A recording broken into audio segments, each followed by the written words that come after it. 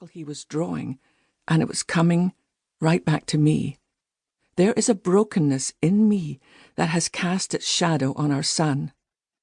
After my father's death by suicide, I became hyper-vigilant about how other people were feeling. If you walked into a room, I could have told you how you were feeling, but not how I was feeling, because I wasn't. I remember a night when I was about 11 years old. I got up in the middle of the night to use the bathroom. Seeing the light on underneath my mother's bedroom door, I decided to go in until something stopped me. She was crying. I had no memory of ever hearing my mother cry. I instinctively knew she would not want me to come in, so I sat down on the other side of her bedroom door and cried too. That night I made an unconscious vow. I vowed that I would never love anyone so much that if I lost them, I would have to weep alone for the rest of my life. I realized that one of the circles I'd drawn was really a wall I'd built around my heart to keep me safe. I remember climbing on the ruins of an ancient Scottish castle near my home when I was a child. There was something about the missing pieces of the walls and turrets that spoke to me. This was not the castle of princesses. It was a castle for those who lived in the ruins of what was. I've always identified with lonely places. Talking this through with Christian and Barry was one of the most difficult and liberating conversations I have ever had. I've always been there for Christian. It's just that not all of me was always available. Somehow in those early formative years, he had felt a distance. That night, as we talked and tears poured down my face, I felt God place a sacred piece back into the puzzle of my life, reminding me that it's okay to be vulnerable because God is holding on to me and I'm holding on to Him.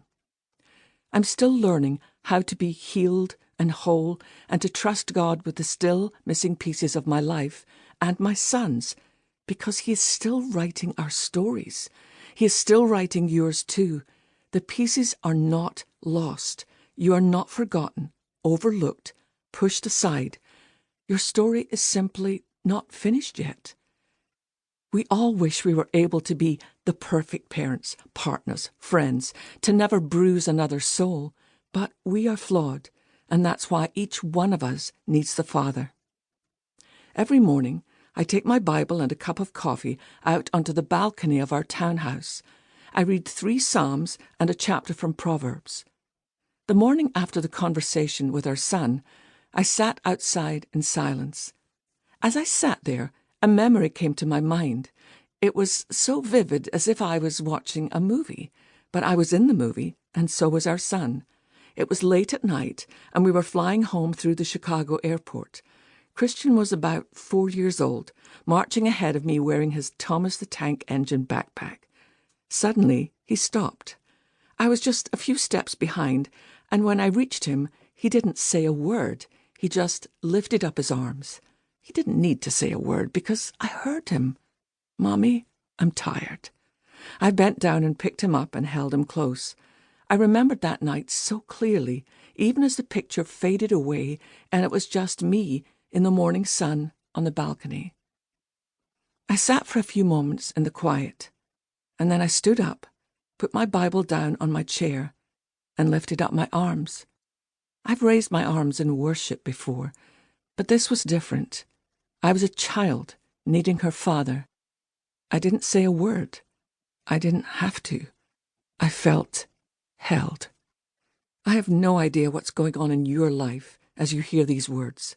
What I do know is that we will all face challenges, heartaches, things we didn't see coming. There will be moments when we wish we could rewrite chapters of our stories. But as I began to dig deep into God's Word in past weeks and months, I saw in a way I've never understood before that God has been writing our stories from the very beginning. Life is not out of control, even when it feels as if it is. I promise you that.